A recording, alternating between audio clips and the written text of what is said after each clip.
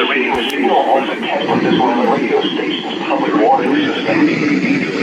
Potentially dangerous situations can be isolated over signals will be all over the signal to warn of the impending hazard.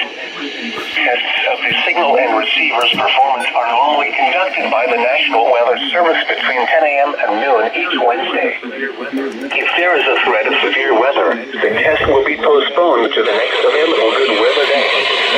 Reception of this broadcast, and especially the warning line tone, will vary at any given location. Normally more noticeable greater distances from the transmitter can occur even though you are using a good quality receiver. Will be activated. The warning line tone will be activated for your listeners and the counties the station you are listening to and the counties we alarm for are listed in a statement at the top of each hour.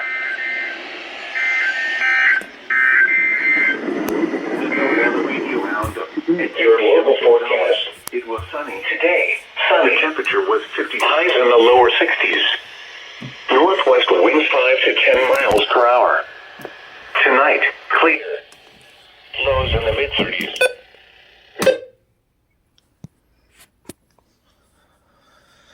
There we have it. First weekly test in months.